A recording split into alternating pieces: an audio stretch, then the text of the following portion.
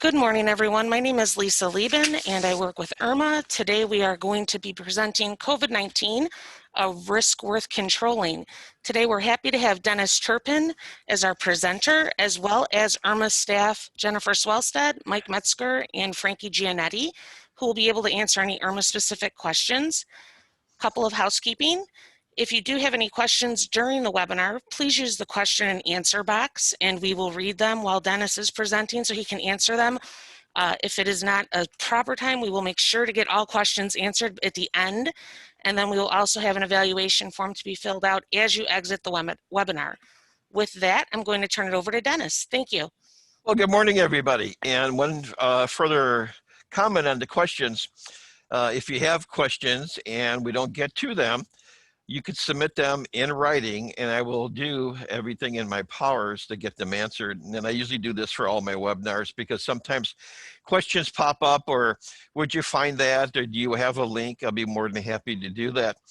For those of you who don't know me, I've been around the emergency services in this area for roughly about 50 years. Fire chief at Amoco out in Naperville, retired from the University of Illinois, Chicago, as a senior industrial hygienist and the emergency manager for the campus.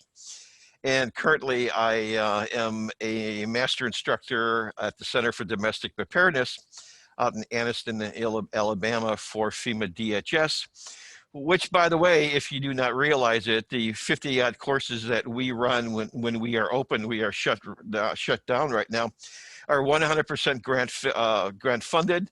They pay everything, including your trip to the airport. They do not pay backfill, so you have to incur the replacement courses. But for any information, just go Center for Domestic Preparedness website, and you'll see over 50 courses right now that should be up and running, hopefully by the first of the year.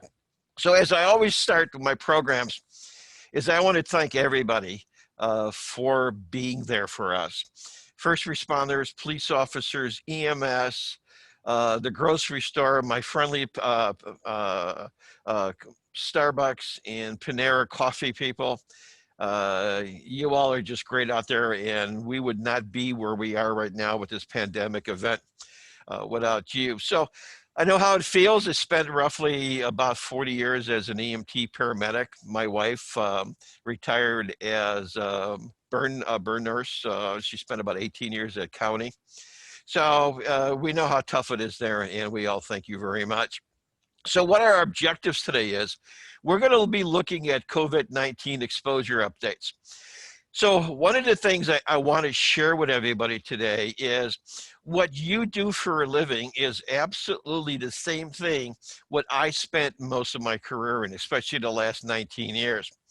So if you're running EMS, if you're running fire, if you're running public works, I had all of those same type of challenges working for the University of Illinois, Chicago. We had the University Police Department, which basically is a state certified PD department.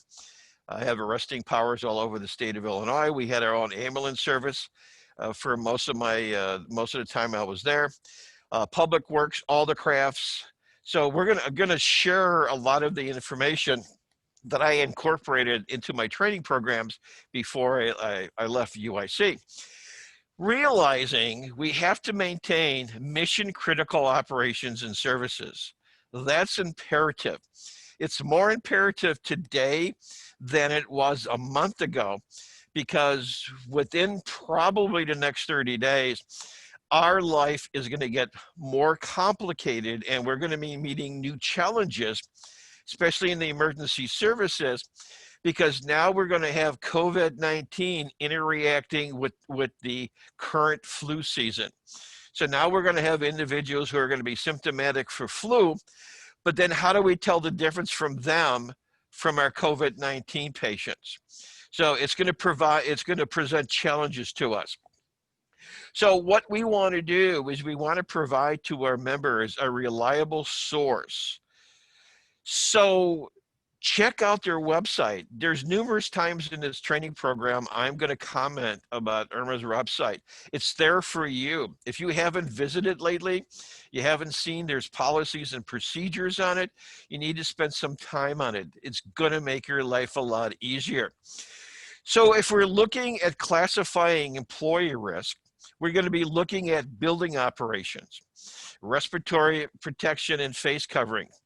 We're going to spend a little bit of time on the Duke study that pretty much talks about and through testing shows us what type of face coverings actually provide protection at what level.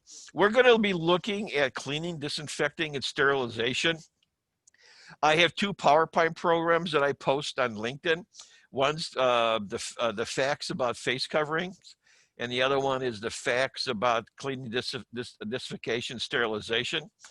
If any agency would like a copy of that, we could make that available to you. There's no charge. I post the stuff on LinkedIn, and we try to share as much as possible. We're going to be looking at up and coming personal protective equipment, and especially for public works, we're going to be looking at non-routine activities. So believe it or not, you all run a business. Your business is your village, your town, your city, your emergency services, and your public works. It's no different than my campus experiences. But sometimes we don't look at it as a business. We have day-to-day operations. These day-to-day operations are going to be changing daily, weekly, or monthly. We're going to have to make a determination, and that's why we need key individuals, because when NIOSH or CDC or OSHA makes a change, how quickly can we adopt that into our systems? It could disappear, COVID, and never come back. It may be back next year. We don't know, but what we do know, it's here now. It is a challenge, and it is going to be interacting with the flu season, and that's going to cause us additional challenges. That means we have to stay vigilant, we have to stay prepared, and we have to be able to adapt our operations even on a daily basis. So we're going to talk, how do we do that? And guess what? You're already doing this. You're just using the information, or you were taught how to relay the information in a slightly different manner. Well, we're going to bounce it up and we're going to apply it to your operations. So don't let the words new cases, clusters, community spread, or the fact that now we have this flu season scare you. We adapt in our business. We're not afraid of challenges. The impact on your department from any new challenge will depend on how you handle that challenge. That's what we do for a living.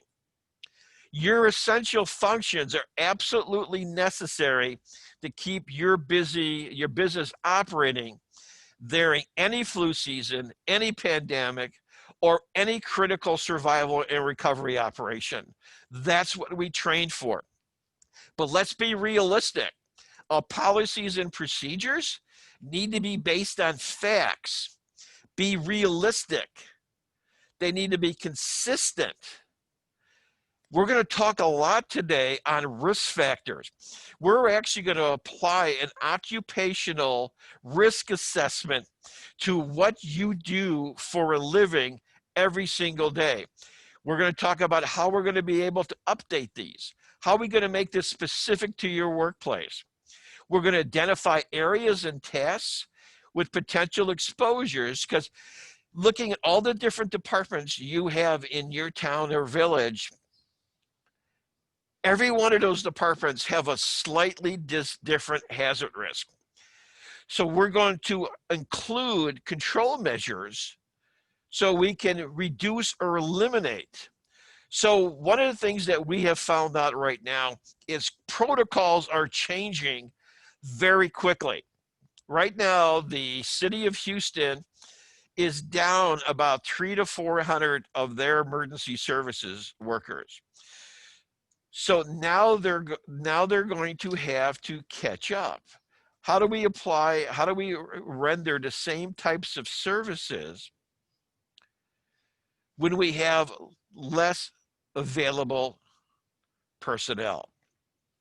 So the first way we do this is you need to have a robust COVID-19 infection control policy. Guess where you're going to find that? You're going to find that on IRMA's website.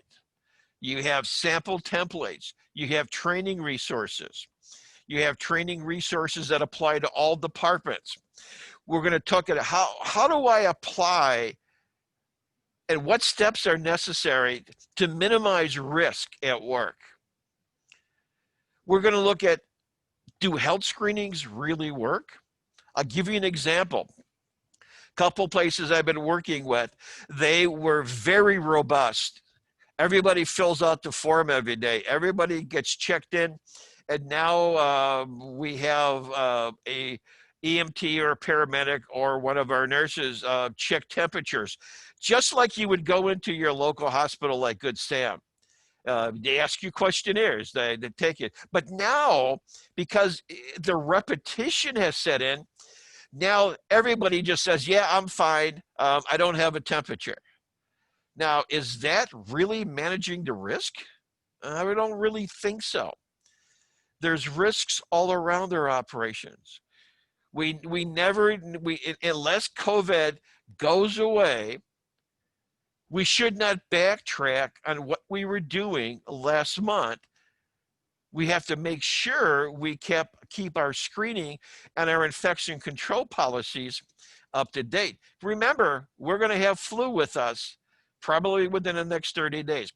So when I write policies, one of the things that I do, and they go, well, you're probably thinking right now, well, this guy's a safety guy and he doesn't really know what we do. Yes, I do. Spent 19 years paying on call in Bolingbrook. Fire chief for Amoco in Naperville, worked very intensively with the UIC Police Department. And by teaching at the Center of Domestic Preparedness, when individuals go into our classes, and I teach respiratory protection out of the Live Agent Training Facility, COBRA, we're dealing with all different types of disciplines. I've heard the questions, and we're going to try to answer them today, looking at our goal is no identifiable risk. So what workers in your departments have to, on a daily basis, follow COVID-19 precautionary methods? What exactly is cleaning and disinfecting, especially in the jails and the bunk rooms? How do you handle your food, especially when you're doing 24s? Are you really practicing social distancing? One of the things that we're going to find out today, that if we are going to rely on a face covering, and we'll talk about respirators separately, as a means of reducing risk, face coverings have to be utilized with social distancing, or safe distancing as I like to say it, and hand washing. If I'm active out in the environment where I'm interacting with people or doing training classes, I'll go through a small bottle of sanitizer every single day. And that is not an overkill. So let's understand what's actually happening with COVID shedding. This will help answer a lot of your questions on what you really need to do in your departments. So if we look at breathing, speaking, coughing, and sneezing. So if you see a lot of individuals and they have their face coverings pulled down under their nose, the worst type of COVID shedding is through sneezes. Now, on the bottom of the slide, what you see is the Chinese study, and we'll look at this here a little bit later in the program, where individuals were exposed and tested positive to COVID because they were eating at a restaurant. And what happened was one of the patrons who later tested positive, and by eating and coughing and speaking, the air conditioning system, the HVA system, actually spread the droplets further into the restaurant. And you can see where individuals got exposed at other tables. What you see on the right is basically a South Korean office building.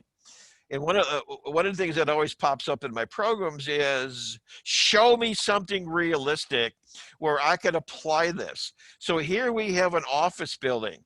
One person, all they did was walk the floor and utilize the copier.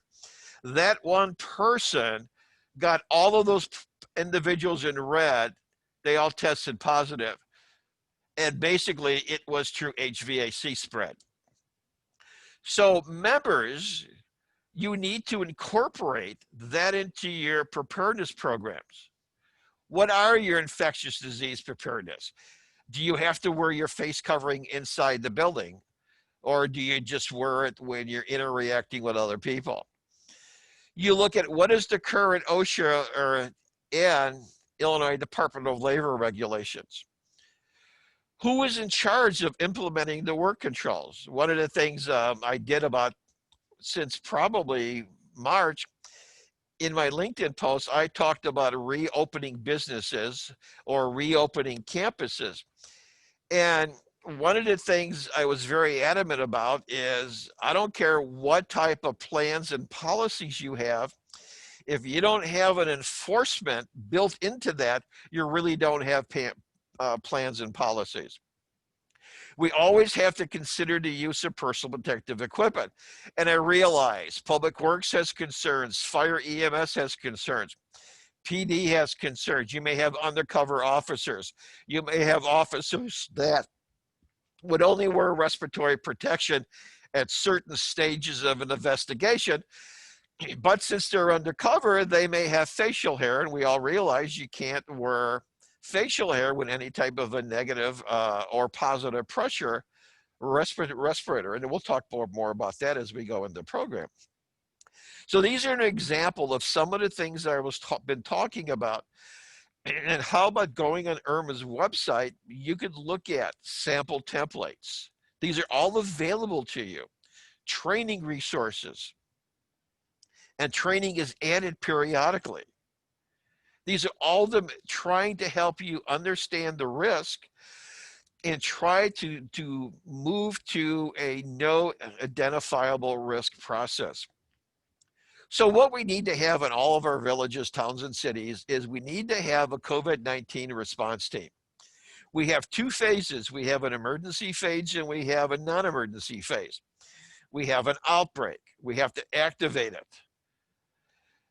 We look at, has anybody out there actually done a COVID-19 tabletop, utilizing a non-emergency phase or an emergency phase? Have you changed your protocols if you have to evacuate and shelter your population? Right now, for hurricane season,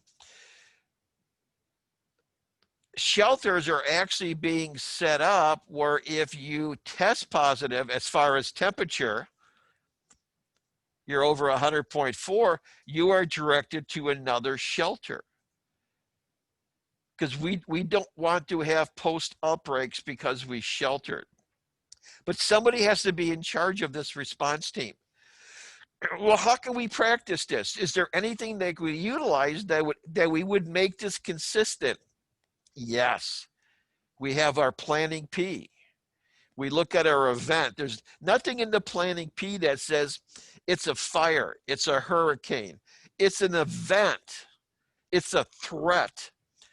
So have we done tabletops just on the potential of an evacuation in our villages or towns? What's our initial response?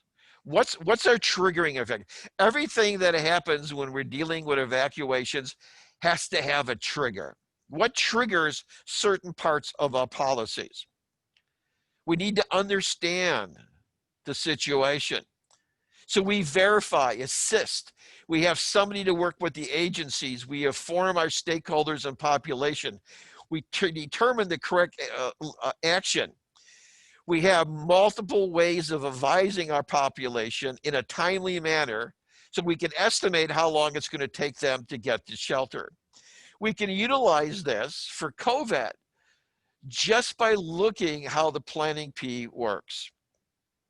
If we look at the top of it, we look at things like assessing essential business functions. Okay, that's going to be fire PD, EMS.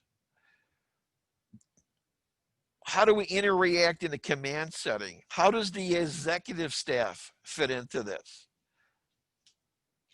Are we working 8s or 12s, 24s? How does that interact? Well, the planning P will help us to get there. At the beginning of the program, I said things can change daily. So how do we have our responders and our village personnel informed of any changes that have happened? Maybe a cluster developed overnight in a nearby town. We have two ways. We have the 215A form, which is the incident action safety plan. And don't we utilize this for every incident? Isn't COVID an incident? COVID-19 an incident? It's a threat. And then for our daily roll calls, we use the ICS 208, which is a safety message.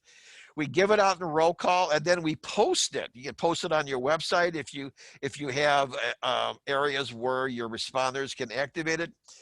You post it in the stations. The point is, we have means to identify risk and get that information out to our village employees, utilizing the 215A and the 208 safety briefing form. Okay. COVID is an event. It is a threat. We can utilize ICS forms. What are your responsibilities as an employer? At a minimum, COVID falls under the general duty clause. Employers must comply with all applicable OSHA standards. The Illinois Department of Labor is equal to or greater than the OSHA standard. So just by saying, well, gee, that doesn't apply to us because we fall under IDOL, yes, it does. Because the standards are, if you are an OSHA state, you have to be equal to or greater than. Well, how do we find out what they really mean? Where we look at under standards, we look at letters of interpretation, we look at CPLs or compliance directives. Those are all tools your safety person can utilize in your agencies. A standard interpretation are letters or memos written in response to a public inquiry.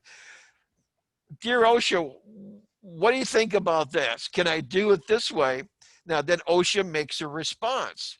Their response does not establish or revise an OSHA policy or procedure. It just interprets the OSHA Act. A compliance directive basically is written instructions to compliance officers telling them what to look for if they're doing an inspection. I'm always in the CPLs when I'm looking for something. And then during COVID, we had expanded temporary enforcement guidelines. So this is what we can do now, make a good faith effort, but when COVID goes away, so will the expanded temporary enforcement guidelines. More than likely, they're not going to stay around forever. They're just temporary enforcement guidelines.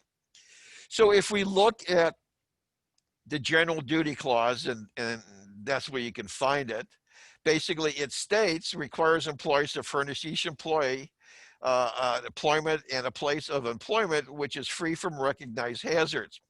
COVID-19 is a recognized hazard. In most cases, it is now a reportable illness on a 300 form. They took it off, now it's back reinstated, and we'll talk more about that as we go on in the program. So before OSHA can issue a general duty clause citation, there must be a hazard, the hazard must be recognized, and the hazard causes or is likely to cause serious harm or death. The hazard must be correctable. Okay. At this stage, COVID-19 pandemic is recognized as a hazard. All of those categories are met, and the hazard must be correctable. That is utilizing NIOSH, CDC, and OSHA guidelines, and especially the use of respiratory protection. So we're looking at a basic structure. Employers will only be responsible for recording a case of COVID-19 if it meets the following criteria. It's a confirmed case of 19, test positive. Case involves one or more general recording criteria. That's the CFR. Cases work related. That is something that's catching a lot of individuals off guard. And we're going to talk about that here in a few slides. So what is a confirmed case of COVID?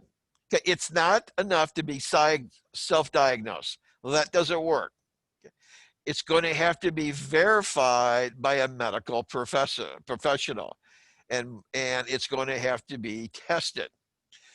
So there are criteria under OSHA for what exactly is a confirmed case. To be recordable, that's when it goes on your OSHA logs. An employee's COVID-19 must be work-related, and to be work-related, the employer must, this is mandatory, the employer must determine that is more likely than not the exposure or event or exposure in the workplace environment or was caused the illness. What that leaves us into is that to determine if your case is work related, the employer has to do some investigation. That includes any side jobs the employees have. They can go and they can ask and then see if any clusters or cases actually popped up in the area where the side jobs take place. So reporting, we pretty much know this. We'd have symptoms, must examine the employer's work duties. So we have to validate. So for those of you, when I'm going to make this statement, everybody's going to go, wow, that was a long time ago. My son used to do that when, or my dad or my grandfather used to do that when he ran EMS. Way back in the 80s and 90s, when we were worried about hepatitis B and we were worried about workman's comp, we actually carried our own exposure logs. So any run that we went on that we had the potential of developing an infectious disease through blood or respiratory secretions or respiratory admissions, we had our own personal logs. That's why those run sheets are so important. If you think your patient, if you think the person you just arrested has the potential, you need to log that into your reports, because that's going to help. If that person turns out to test positive, that's going to help you prove that your case is work related.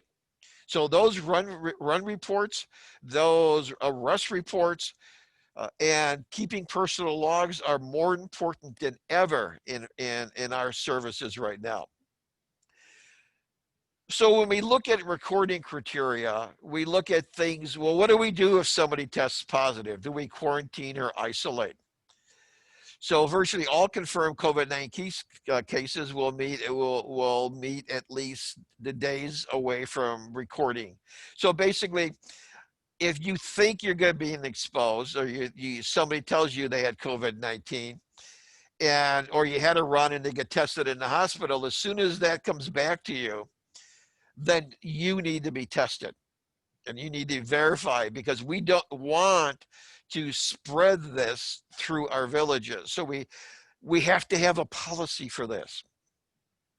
So 29 CFR 1910-1904 requires the employers outside of healthcare, emergency response, and correctional facilities to make determination. So if you are healthcare, emergency response, or correctional facilities, you still have to evaluate and report cases of COVID-19 basically you would be your equivalent or OSHA 300 form. So this I borrowed from a law firm, and what they utilize in here is a flow diagram on OSHA record keeping. So there's a lot of these out there, and one of the reasons I pulled this, it was easy to read, plus with the color coding, it was an easy way to follow. So this kind of gives you an idea what the OSHA record keeping flow chart looks like. And you all have this in your handouts on the PDF. So you can Google this and you can actually pull this up on your websites. So we're at the point now where we have to determine an occupational risk to our employees. We're going to have high risk, medium risk, low risk, and no risk. And we're going to have very high risk. So what are the risk levels to the different departments at your agencies? So lower risk, that could be Village Hall, that could be the office, that could be the area where people come in and pay their water bills, whatever they do. Occupations that do not require contact with people known to be infected with the pandemic. We practice social distancing. We hand hygiene. We wear face coverings. Face coverings, as we're going to find out, do not give everybody equal protection levels. So this is our lower employee risk. Medium are jobs that require frequent contact, close contact within 6 feet. So when we're dealing with jobs that require multiple personnel, even public works, anytime our job is within 6 feet of the person, even outside, we have to look at as a minimum of a minimal medium risk. But when somebody coughs, the droplets that are expelled can go roughly about 18 feet. If somebody sneezes, it's been documented they can go up to 26 feet. So that's why close contact work actually would fall into your policies as a higher risk evaluation. So here's our high risk. We have PD, we have fire, we have EMS. Depending on what public works do, if they go into a private house, that is going to increase the risk because we have no control over or history of the individuals that live in that facility. We look at transport. Now, it even breaks it down into medical transport. If the ambulance or the squad car has a shared airspace between the driver's compartment and the back. If the driver is isolated, obviously they're going to have less risk potential. In all cases, we should not be running the HVAC system if we have somebody in the vehicle that is high suspicion of COVID, hepatitis, tuberculosis. That just increases our potential. Some places will tell you, well, if you turn everything up high blast, you can actually minimize. Well, you need to do your research because you have to look at what the cubic feet on the inside of that vehicle is. If it's recirculated air, you may just be recirculating the same stuff. That's where you got to do your homework on your departments. Nothing stays the same. Every one of your departments operates differently. Public works, high exposure risk, unknown occupants, unknown cleaning practices, confined spaces. We don't do daily employee checks, shared coffee pots. Multiple employee tasks need to be evaluated. We should not be ride sharing, especially public works, and not practicing social distancing. So you can see on the top right slide the difference between droplets and airborne transmission. We don't need on the bottom right, you don't need that many people for a confined space. Limit the personnel necessary to safely accomplish the task. A very high exposure, and CDC, OSHA, and NIAS all have policies that deal with high exposures. We have EMS fire, we have we have PD, and we have our lockups. That automatically is a very high exposure potential. So we look at the hierarchy of control to try to identify all of the risks. We want to eliminate substitute. It's pretty hard to substitute for COVID. Redesign, educate, or encourage. But we also look at like utilizing engineering controls, administration controls, and PPE, and that's where we're going to spend the rest of the program. So job safety analysis. Every job that has the potential to expose any of your personnel to any high hazard, but today we're talking about COVID-19, you all need to fill out a job safety analysis.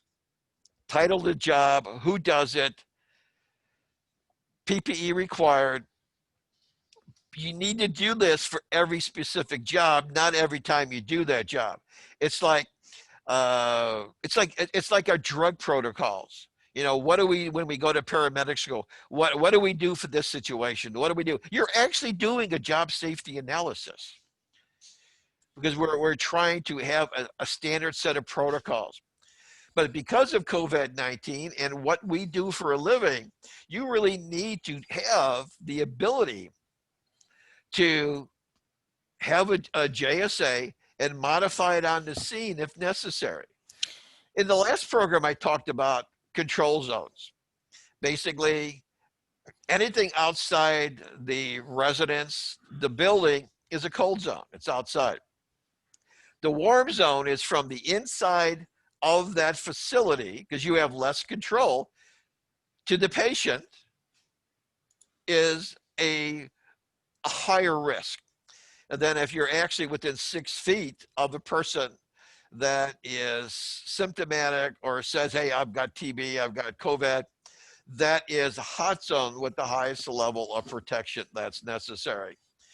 So if we have if you respond to an ambulance in an engine company and we find out that the two-person crew on the ambulance can handle the job, we don't need the engine company within that hot zone or warm zone, but we want them where they can help us in an instant.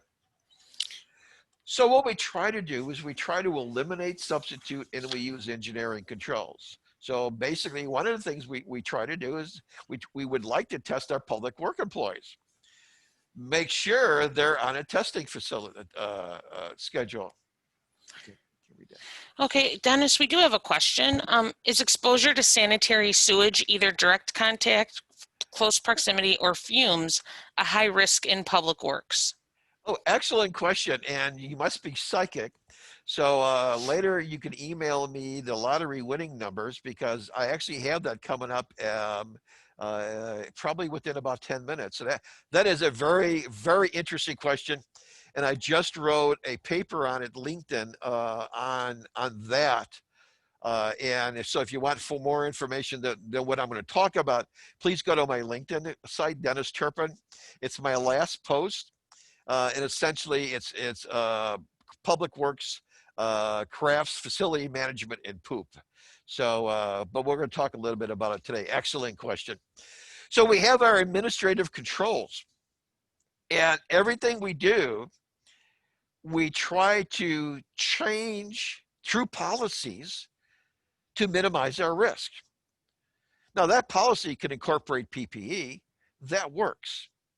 And that's where we're going to be talking about now. So one of the things that's popping up right now in COVID is the concept of elimination. And I'll give you some case histories that are coming up where people think they're doing the right thing, but maybe they're not doing the right thing because they really haven't investigated what really takes place. So if we're trying to remove the hazard, your employees, if they have come in contact, they may have to stay home. Well, you should have policies and procedures already for that. Limit outside exposures. That's good, true our JSA. Most of us are not doing traveling, but again, what we do for a living, our employees have a lot of side jobs. Based on the OSHA protocols, the employer is mandated to follow where that potential or exposure took place. And then we have to really evaluate anytime we use shared spaces and equipments. So that we could use that through elimination. Right now, we're revising in-person training. All of my jobs that I had scheduled at conferences up to February 2021 are now virtual. So it's going to be a while before we actually get back. Although right now, there are a lot of meetings that are taking place that are not virtual. So if you're going to a training session, or if you're going to a MABUS meeting, what is your concept of elimination that you are practicing? Do you fill out a health form? Do you get temperature checked? Just think about it. If you look at the percentage of the population other than hospitals and nursing homes and assisted living who could be exposed to COVID unexpected, it's the emergency services. So if you are going to face-to-face meetings, and even if you're size limited, you need to have a concept of elimination policy, which basically says you filled the form out, you were temperature test. So I'll give you an example. This morning before I left the house, last night, I sent in my exposure questionnaire to this morning. And before I left the house, I took my temperature. Before I entered the building and at the front door and sitting at the computer, I'm wearing a mask. I'm actually wearing an N95 respirator. And I've been hand sanitizing ever since I got up because I'm in unfamiliar territory. So you need to have a policy for your in-person meetings. Substitution, we can't do that, okay? Now, I know one of the things that is happening in your HAVC systems, it's happening at campuses, and that's why I have wrote articles on LinkedIn about this. A lot of thought is coming into, let's install HEPA filters into our HVAC systems. The bottom right is the link to ASHRAE. If you're doing that or you're thinking of doing that, you need to read that. The first thing you need to do is check your system for compatibility. If you have a marginal system or an old motor and you stuck in a HEPA filter, at some places they have been failing in months because of the additional load. You can't just throw them into the system. It requires PPE to change those filters. And since COVID is a biological hazard, and for all my hazmat responders out there, if you were dealing with a biological, you would be in a minimum of a level C. And that's what that person changing that HEPA filter has to be in. They're going to have to be in Tyvek Cernex or Cernex gloves, eye protection, and they're going to have to wear at least an N95 respirator or equivalent filtering. Increasing ventilation in the workplace, okay, that could actually work. But again, if you're getting into this stuff, you need to get into the ASHRAE study. They've done all the homework for you. So the illusion of cleaning. So out there we have our famous supermarket, and what we find right there is cleaning cart. This is not cleaning. Cleaning has to be done in a certain way. It needs to be accomplished through friction and washing. Disinfecting is a process. We all know they have to be EPA approved. We have a really good idea how they work, but they differ. Just like PPE differs. There's difference in PPE. If you're looking for guidelines on construction or electrical as far as sharing equipment, there's your ASTM standard. Any type of shared electrical equipment, CDC, NIOSH, and OSHA recommend you do not share equipment anymore. If you're fit testing, we're actually seeing that you may actually have, you need a lot of extra steps in your COVID fit testing, including having multiple pieces of equipment because of contamination in your dual and triple tubes. Here's kind of a steps of effective disinfecting, but we're going to be talking about this. We have electrostatic spraying, okay? It works excellent. It does not create a protective shield or barrier, but it does do the job on the spot. So this is the practical application. We have two cleaning and disinfecting agents. They're both EPA approved, and they both have the same active ingredient. The first one is a spray. Do you need the, now, if you're using a spray, do you need to pre-clean? Yes. If you spray over dirt or spray over, dirt, you're not going to clean what's under the dirt. So pre-cleaning, yes. Contact time. Every different cleaning and disinfecting agent has to stay on the surface a minimum time specified by the manufacturer. That's called contact time. Then you need to wipe dry, yes. So your total cleaning time is roughly about 40 minutes. If you use the wipe, same active ingredient, and the wipe stays wet, that's important. Pre-cleaning, no, it's not necessary because you're utilizing friction. Because of the wipe and the friction, your contact time is only 4 minutes. You do not have to wipe it dry. So your total cleaning time is 8 to 12 minutes.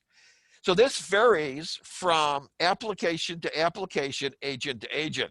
They're not all the same. So we look at sterilization.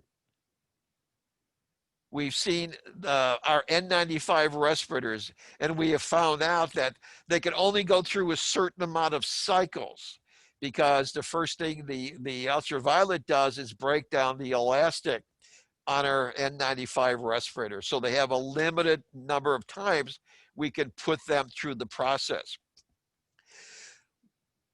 I have gotten emails about different facilities actually adding UV lights into their HVAC systems.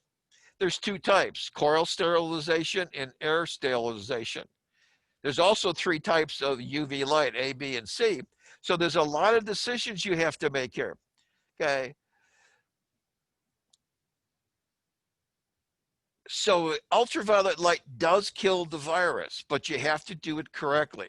Here's the factors. If you're going to utilize this in your HVAC system or your bunk rooms, the intensity of the UV light is important, A, B, or C. You're going to find out C is the best for the virus. It has to be in contact. That's the duration of the irradiation. It's humidity sensitive, and it's virus sensitive. So these are all the factors that you have to utilize. Plus, it destroys stabilized plastics. It only kills the virus in line of sight. If the light doesn't hit it, it's not dead. It doesn't kill it. It attacks HVAC component parts, and it generates, some generate OSHA, ozone. So it can hurt your eyes. So you need to evaluate this stuff. So this is a nice little chart I put together. We have a method, when to use it, where to use it, pros, cons, and pricing, mitts and wipes, UV fog, electronic stereo. You need to do homework when you utilize this. And what may work in your bunk room or your kitchen or the jail might not work for electronics. You gotta get into the manufacturer's website. Right now, for any construction or electrical, OSHA NIOSH, CDC, ASTM uh, basically says you should not share equipment. They have to be sterilized, disinfected, whatever your policy is doing. There's a difference how you clean vehicles, either non-emergencies or transport vehicles. Again, there's some help for you. Emergency transport, sufficient air changes. Well, how many air changes are in an ambulance? You're going to find essentially you in a 20-minute trip to a hospital, you probably have 1 to 3 air changes, even going up full blast. Wearing a minimum N95 respirator. That means utilizing the entire 29 CFR 1910-134 respiratory protection program. No facial hair, fit testing, medical evaluation, all of that stuff. Make sure you're using an EPA registered disinfectant, following SOPs. Then have an SOP for laundering used linen. Never shake anything. You take your clothes off at home after a day on the job. When I'm out I'll undress in another room, put my clothes in a plastic bag, and I dump them right into the washer, and then follow CDC precautions for drying. Ford's got some interesting stuff out there, and it's basically saying that, and here's the link to the Ford study, that if you can get up to 132.8 degrees Fahrenheit for 15 minutes, it reduces the concentration by 99% on interior surfaces of emergency transport vehicles.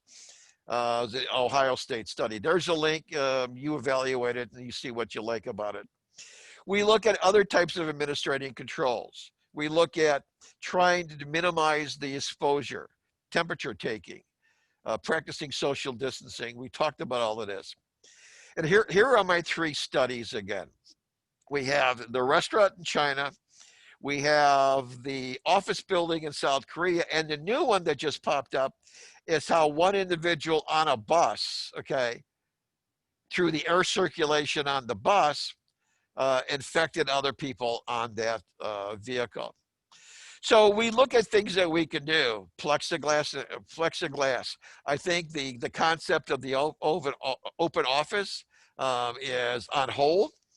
This is what usually you see at public works and construction sites, the daily check-in.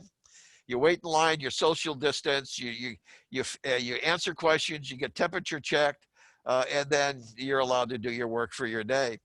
So these are some things we worry about as far as hiring control for administrative controls.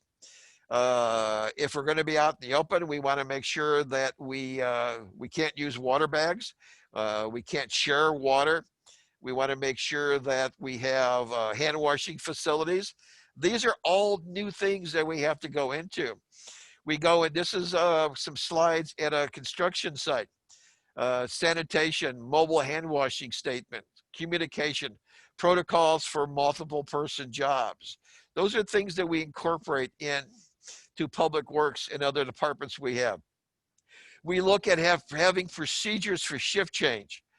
You know, sometimes we talk about the last day or what. So now we look at, we have to stagger this. We want to make sure we practice hand washing, social distancing. So even shift change becomes different, a challenge. How do we operate in our buildings, bays, kitchens, squad rooms? Those are all administrative controls that you need to have in place. Even meal situations. All of this is changing on us. Sleeping quarters. Got to evaluate your engineering controls. Bedding should always be in a sealed plastic bag. Beds are always made. A lot of departments are using bedding bags. So basically your bedding isn't put out until just before you go to bed. If you're doing a 48, you need a second set of sheets, and you don't shake the sheets when you change them out. You don't have the same sheets for a 48. These are other protocols for sleeping quarters. This is some websites that you can use from CDC that'll give you a little bit higher level of knowledge on basically shared living quarters. We look at other high risk. So if you look at your businesses, or you look at your bays, you look at your squad rooms, what areas have a higher potential? So the way that you evaluate the risk is which ones are typically crowded, which ones are closed and only open if we need to, and which ones have close contact. And you look at things like cleaning and disinfecting, do not share dishes, wipe down bed rails. That bed needs to be clean at shift change. Then we look at PPE. What PPE is necessary for all these different jobs? Is there a difference between a mask and a respirator? And we're going to be talking about this. How to dispose, okay, of your PPE. How do you spec for damage? All of this should be in your training program. I was in a training program a couple of weeks ago, and it was for some physicians. And one of the docs said, "You know something? These N95 respirators don't work." He says, I'm doing an assessment on the patient, and the patient poops in their pants, and I can smell it. That tells me this N95 doesn't work." He goes, "Well, what do you think about that?" And I said, "Well, I think you got a terrible training program, because you should have been instructed the fact that this is a biological this is a particulate respirator. It will not and does not protect you from any types of vapors, odors, chemicals, anesthetic gases. It's a biological particle respirator." And he kind of looked at me. I says, "You've got a training program. Did you get fit tested?" "Obviously not, because you have a beard." So you got to use this stuff correctly. And this is why we look at the spread through air. So if you look at the difference between a face mask and an N95 respirator, that face covering provides only 2% or 50% less protection than an N95. OSHA states surgical masks or anything underneath them, like face coverings, are not designed, nor are they certified to prevent inhalation of small airborne contaminants. They protect by droplets. When you wear your face covering, you are protecting me from you. Surgical masks do not filter or block very small particles in the air. They'll go through coughs and sneezes and certain medical procedures. That's why CDC says that if we're doing specialized procedures in healthcare, we have to add at a minimum an N95 respirator, because an N95 respirator protects us down to 0.3 microns for 95% of what's in the air. If you look at the aerol, that's a COVID particle. Its average size is 1.15 to 0.3. So obviously, you're thinking, well, then COVID could grow right through an N95. No, it can't for the most part. It's the safest respirator out there because of the way the N95 is constructed with the interweaving fabrics and being electrostatically charged. On the last program I did in March, I talked about a video, "A Particle is a Particle." It's on YouTube. If you want more information how an N95 works, look for the video, "A Particle is a Particle." It's a CDC or NIOSH video. We look at K95s. K95s are not equal to N95s. So right off the bat, they're not. They have an 80 to 90% failure rate on fit testing because of the straps around the ears. They are not considered a tight fitting respirator. They are certified based on certification number in Europe, because Europe, for the most cases, with the exception of asbestos work, does not fit test. So an KN95 the best one will filter out about 94% of the particles down to 0.3 microns, but they're still considered loose fitting.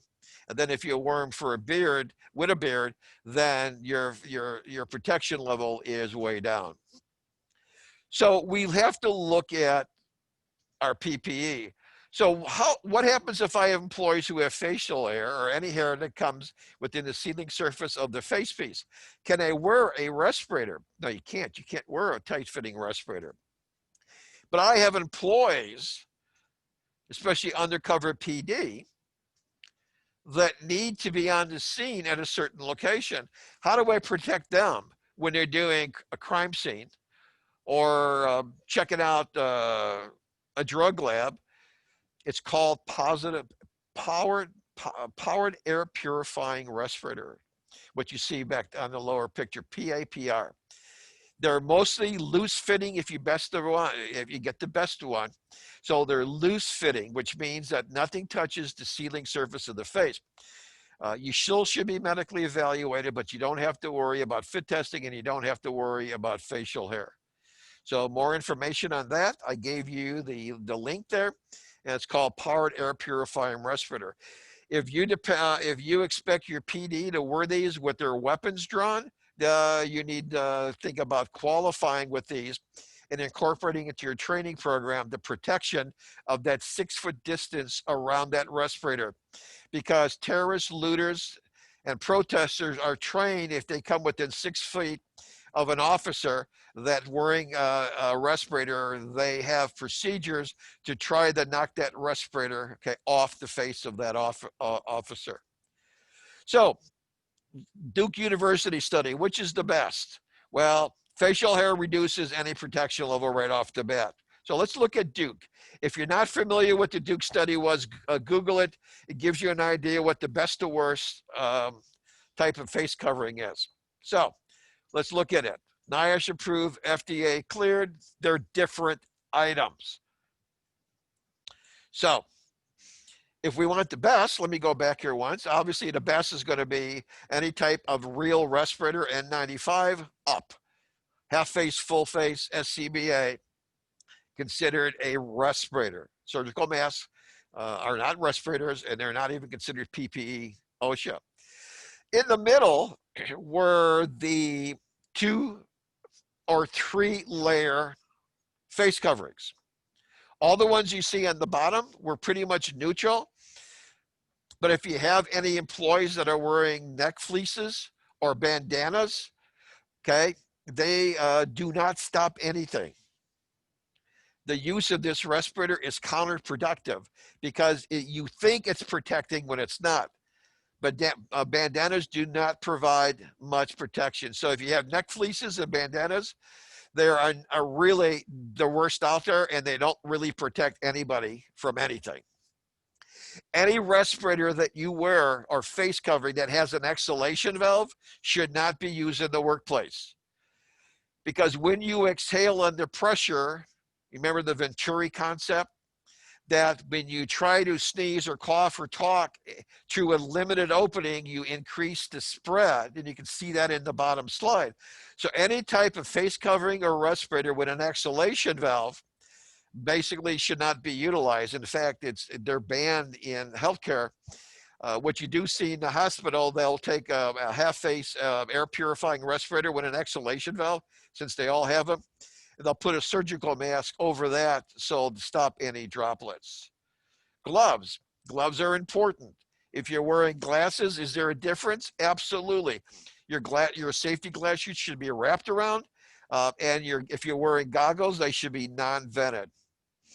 CDC does not recommend the use of face shields without face coverings. So these are the basics for your job safety analysis. Break the job into tasks, identify the hazards, establish strategies. List no more than 10 steps for any task. If there's more than 10 steps, then you need to have different part A and part B.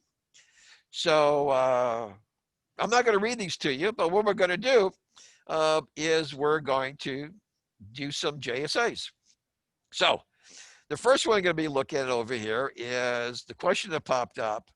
Yes, there is documented evidence that individuals have been exposed and tested positive for COVID-19 working in basically brown water. So brown water, sewage systems, human waste, They have tested positive. The case study was in the office building in China where, and this is all on the internet if you want more information, where there was a broken pipe. They were separated by 10 floors.